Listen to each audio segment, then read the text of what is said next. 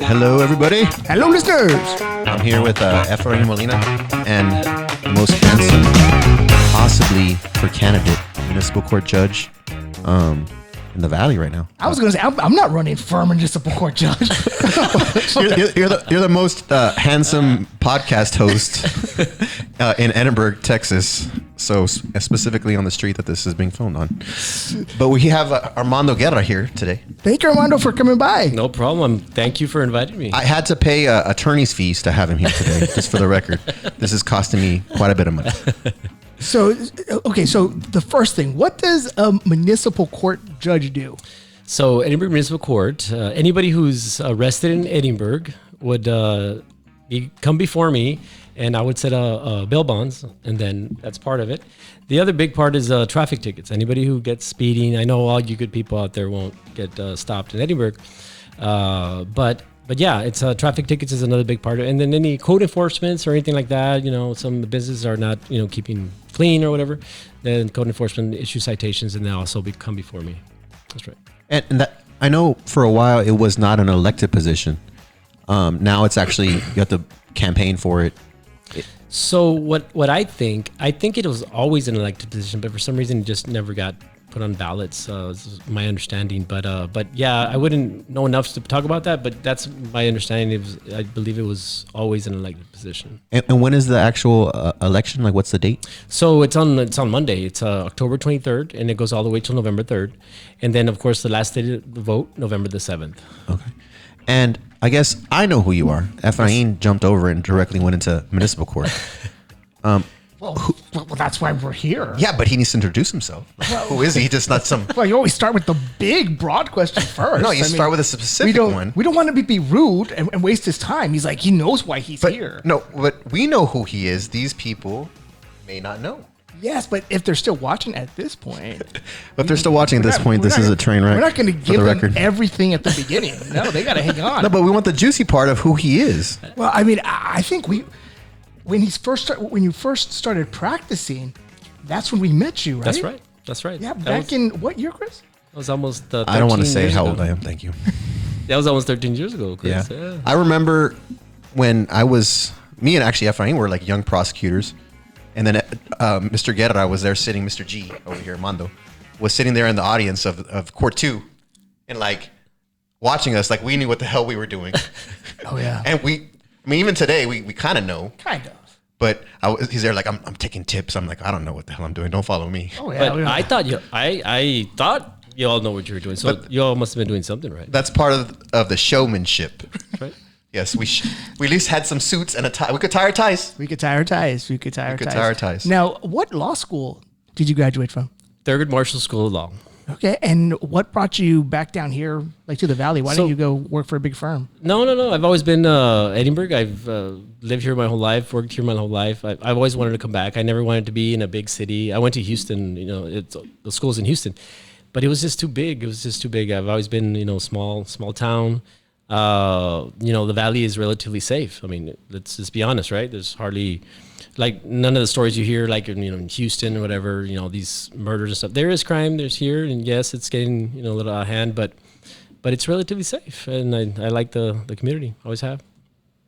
And I know your name is very synonymous with Edinburgh. That's right. I would say. Yes. I know your father, he was a veteran. Your uncle, that's the real Mr. G, the Mr. Guerra. That's right. The former district attorney. Both Ef'n and myself work for him. Yes. Yep. Is that part of the reason why you came back? Part of the reason why you want to run for this position? Absolutely, yeah. And initially when I came back, I was like, hey, Uncle Theo, like, can I work at your office? He's like, no, are you crazy? And I was like, hey, why not? It's a conflict. You know that. You should know that by now. And I'm like, my Theo had a way, right, with words and stuff. I was like, oh, okay, I didn't know that. So I had to go on my own, and I couldn't join you two, and practicing alongside. So yeah, and that's how I started in private practice, and I've been ever since for almost 13 years now. And what about the service of your father? I know he was in the military. What branch was he in? How long? Yeah, he was in the Army, and he almost went to Vietnam. Yeah, he almost actually went. So he's lucky he, I think the conflict ended before he was gonna get shipped out. So, my dad is strong, is tough. I mean, he would have gone willingly, right, to defend our country. But yeah, my dad has taught me a lot. I mean, he gave me my name, right, Armando Guerra, because he was in the military. So it's like, in Spanish is preparing for war, right? So. Is that the way you treat your cases, your family law cases? Absolutely. I mean, yeah, family law is a big part of the practice. Of course, criminal law is a really big part too. But yeah, unfortunately, there's just a lot of emotion, a lot of feelings in family law cases, and those are the cases that get really, really emotional because you're dealing with kids, you're dealing with real life situations, emotional problems, all sorts of issues with those kind of cases. And do you plan to take some of your experiences? Again, I don't do a lot of family law. I know Efrain doesn't do a lot of family law, but was that going to help you as far as being a municipal court judge or not really? Absolutely, because you're dealing with real people and with real issues. Sometimes someone gets a speeding ticket, right? And some judges just right away, okay, we'll pay a fine and that's it. Well, it's not like that. It shouldn't be like that, right? There's always alternate dispositions, alternate ways to dispose of tickets legally. And so it won't affect your insurance because obviously we're all paying too much for insurance, even if you don't ever speed. And so yeah, it has helped me out a lot to learn about people, being understanding and hearing people out too. Like, some judges, they cut people off. They don't want to let them talk. And I know it's a time and a place, but I'm going to be nice like I've always been. Maybe not in a family law case, right? But as far as when I was there in 2019, when I served under Terry Palacios, I treated people with respect. I made sure I listened to them. I made sure and give them the respect that they deserved, no matter their status in the community. And I'm hoping, God willing, the voters give me the opportunity to do it all over again. And so in 2019, you were an associate judge, or what was that? Yeah, I was appointed associate judge. It was maybe like an 9 month, little stint there. And so now you're actually trying to get the actual judgeship, That's right. The Honorable Terry Palacios, he vacated the spot. He's now our district attorney. And so the spot is open. So there is no elected municipal judge there right now. And so the current person, Hector Bustos, he was appointed? That's correct. He was appointed. Okay. And so this is the first actual open election for that spot? That's right. This is the first time that the actual voters will actually get to decide and not just have a small group of people decide. I'm doing it because, my family is a tradition of service, right? My uncle has put 32 good years in my father and all that. So I feel like I owe this community something. I owe them, and I actually want to do it. And yeah, so it's really something that I have a passion for. And, I wake up early every day, even on Saturdays. I hardly ever get a chance to sleep in, but, sometimes I do. Maybe if the Cowboys lose, then I want to sleep in, right? But no. I'm just, I'm very serious, very, very strong about this. I'm pro Edinburg first. It's always been that way, and it's unfortunate that my opponent doesn't think that way. You guys do realize that some of the greatest TV shows with courts have all been like municipal court judges.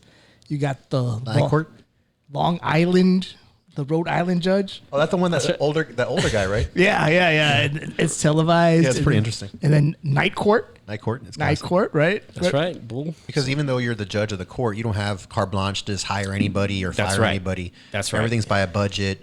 You have to answer to the city council. Correct. Unlike other courts, like county courts, district courts, we don't get to choose I don't get to choose the staff. I pick the hours. Whenever I can go in and all that or whatever, but I can't go replacing people or giving people jobs or anything like that. So rest assured, all the employees there that are now, I can't get rid of you. There's no possible way. That's all handled by the city. I think one of the hardest things for a municipal court judge to do, and correct me if I'm wrong, but setting the bond for criminal people accused of crimes. That's right. Because that's their like first time coming before you. That's right. What are your thoughts on bond? So practicing criminal law for almost 13 years also, and I know what appropriate bonds are because I've I've learned over time, over practice, the severity of the case has something to do with it. Flight risk. They're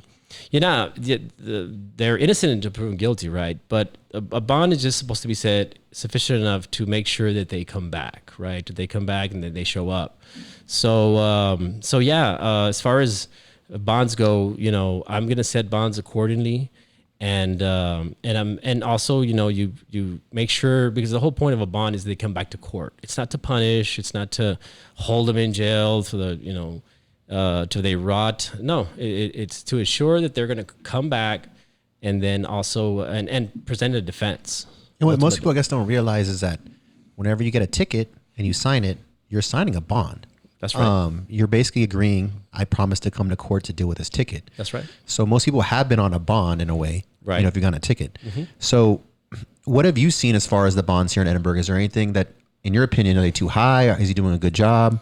So, obviously during campaign and all that, the bonds have been a bunch of PR bonds. And what does a PR bond mean? I understand what that means. Yeah, so a PR bond is you don't have to pay any money. You don't have to get a surety. That's like a ticket. Yeah, right? You sign off your personal signature, and if you don't show up, then you're personally responsible. When it's a cash surety bond, then you have to get a bondsman to post the bond for you, and then they get signers, and then you get guarantors, and then they'll be responsible to pay the bond if the defendant doesn't show up. But a PR bond is just basically a release on your signature. So yeah. And as far as the bonds is an important feature of it. If the judge is not available, because investigators, they have to go investigate. So they bring their charging instruments, the complaints and all that.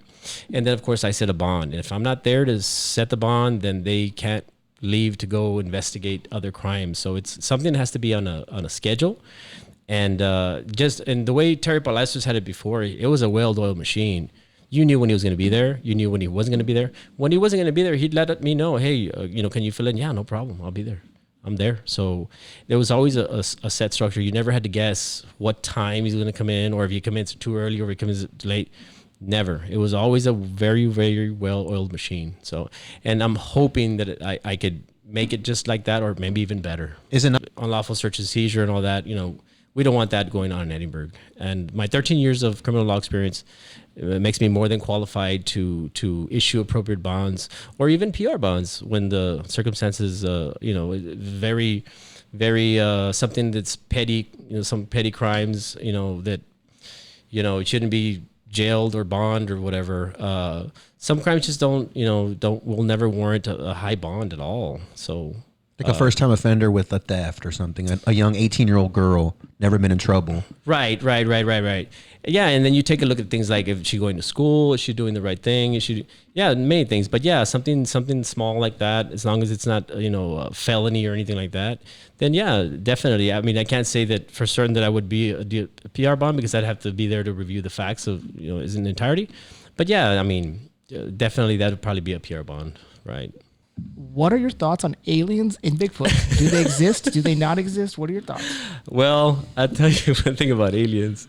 If they do exist and they're here, we're in trouble, right? Because obviously they've had the technology to get over here, right? So I'm a little bit of a science guy, so it's a little bit of a sciencey response, because of course the expansion of the universe is faster than the speed of light. So it's kind of like they'd have to figure out a way around that. It's wormholes, bro. There you go. That's a theory. Yeah, sure. That's a good point. So if they do come here, their main purpose is colonization. That's right. Yes. They're going to take over. They're going to. Yeah, we're going to be. They're going to squash us like bugs, probably.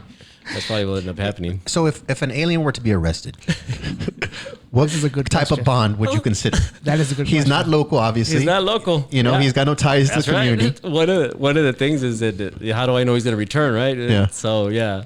It would be a difficult case. It would be interesting. It would be definitely a case of first impression, right?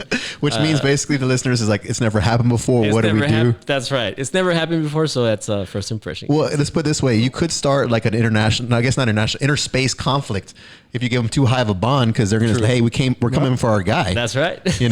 And local municipal court judge Amando Guerra dooms the world. Yeah. By giving a high bond. Yeah. Right. Yep. That's true.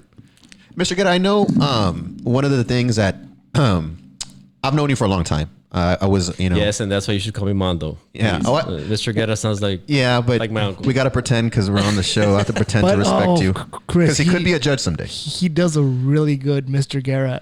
You do a good Mr. G impression? Yeah. I was kind of scared there. At the beginning. I was like, oh. Oh, that little part about him yelling and stuff. Yeah, I was getting flashbacks. Ef'n and I learned some valuable lessons from your uncle. Number 1, do not speak unless spoken to. Number 2, just be quiet. Well, those are valuable. No, but they are valuable lessons as an attorney. Is sometimes you realize like you either got what you wanted or you're ahead in points. You feel like you're good in the case. That's right. Hey, I think I'm doing good. Just be quiet. Or shut it down. The judge is agreeing with me. That's right. There's no reason to keep on digging. Go home. Right. Right. And so the first lesson he did give me was I show up. I get hired, and he has to swear me in at the DA's office, and he's like, "Do you have a pen?" And I'm like, "Doesn't the county provide the supplies? I don't have any money. I can barely afford the suit." And I'm like, "No, sir." He's like, "You're not a real lawyer if you don't have a pen." And so from then on, I carry a pen because it is actually, again, good legal advice. They're very handy. Yes. The pens. The worst is when you show up to court and you're like, "Oh no, I don't have a pen," and then you're there like, "Mando, let me a pen." Bro, I only have one. Damn it. So yeah, like my uncle, my uncle's personality is a little bit different, right? I respect him to death and stuff, and but yeah, unless you find me in a contested case, yeah, you might be, hear me, you get a little huffy and puffy, but no, outside of court, I like peace. When I was a judge there, I never, even if some defendants were being disrespectful, I would try to stay above that and do what I had to do, and I wouldn't take it out on them. I wouldn't get any vengeance or anything like that. I wouldn't set a higher bond because a defendant got a little upset. I mean, I understand they get arrested, they're going through a tough time. I get it, but it's not gonna. In other words, it's very difficult to make me upset when I was a judge. And it has to be that way, right? Because there's a lot of emotional problems. There might be some family problems. There might be, so just bad luck, and of course somebody's very, very, very upset. But the way I handled it was exactly like that. Just informed them of the charges. This is what it is, and this is the bond. And even if they kept on trying to, just air their frustrations right there in front of a packed courtroom, I remained above all that. And what I want to ask is and I'm sure Efrain definitely wants to ask if you can zoom in on his hair, is what hair color is Mando using? Because he doesn't have any grays. I know. I'm 47 years old, but yes, they're coming. He's 47. Efrain, I know you're not 47. I know you're not because you're a little bit older than me. I'm 40. You know what? I try not to make things personal on this show. My mom, God rest her soul, she passed away my second year of law school. She passed away. She never got to see me be an attorney, and that was her dream, right? I was the baby. So, my sister still always give me flack about it. So, but yeah, so she worked for the cafeteria, ECISD for her whole life. She retired, and of course, she passed away. But they really, we didn't have money. We didn't have that much money growing up. I mean, a wood frame home. So your mom was a cafeteria lady. That's right. Basically, man, that's one of the most powerful positions. Yes, very influential. Yes, so I remember I had to flirt with those ladies so much. Like, please, one extra milk, miss, please. And my mom was so honest; she didn't give me any extra food. So she was really honest. Yeah, I couldn't really get about that. So you brought up something interesting about your dad being a truck driver. That's right. And I know one of the hot issues, especially in municipal courts, is people that get traffic tickets. That's right. And they have a commercial driver's license. Yeah. So what are your thoughts there? If you get a ticket in commercial, something related with a commercial truck, you can actually lose that license, right? And it's a very serious because it's your livelihood, right? It's your job, but like I said earlier, that there's alternate ways to dispose of, tickets, assuming prosecutor and all that, they're the ones that make recommendations. But there's other ways to dispose of tickets without hurting somebody's livelihood. Someone's livelihood gets destroyed. I'm not here for that. I would definitely find a way. And of course, the prosecutor, I'd bring the prosecutor and say, hey, let's settle this in a different way, because, I mean, unless the guy is out drinking and driving, crashing, killing people, okay, that's different, right? It's much different. But if it's something that can easily be handled, I mean, it should be disposed in a different way, not take away somebody's livelihood. It's because I don't think a lot of people understand that when you have a commercial driver's license, almost any ticket can cause you to lose that. That's right. Or cause your insurance rates to go through the roof, where it's not profitable for you to have to move a truck or whatever. That's right. And I know when I've represented clients in the past, going to some of these municipal courts, like almost like pulling teeth, like, hey, look, you're going to cause this guy's family to lose their so many sorts of income. And they're like, well, it's a ticket, he needs to pay it. It's like, no, I understand, but he's not like everybody else. Right. Not that he's special, it's just, it will affect him much differently than somebody like me or you. Yeah, and it's regardless, like if they're in their personal vehicle, they don't have to be like an 18-wheeler. It's anything that they're driving, a moped vehicle. That's right. And remember, everybody makes mistakes. I mean, nobody's perfect. I've made mistakes. I've never been pulled over for a speeding ticket, thank God. But yeah, so are we really going to ruin somebody's livelihood because of a mistake? Here in Edinburg, we actually have the benefit of having a judge he answers not to the city commissioners, he answers to the people. That's right. Because if he's not doing a good job, we'll get somebody else. They'll just reappoint somebody else. That's right. Over here, you got to win an election, so the voters actually get to decide over here in Edinburg. So, and I'm hoping they do decide. The early votes on Monday, so it's already here. It's already here. Well, I would like to thank everybody for listening. Mr. Guerra, good luck to your campaign. Thank you. Good luck, and win or lose. I know you're a good man. You'll take the win gracefully. You'll take a loss gracefully, and we wish you good luck. And hopefully, the results are what you want. I appreciate it. Thank you all so much for having me in the show. Oh, thank you for coming. We appreciate it. Thank you, guys. Thanks.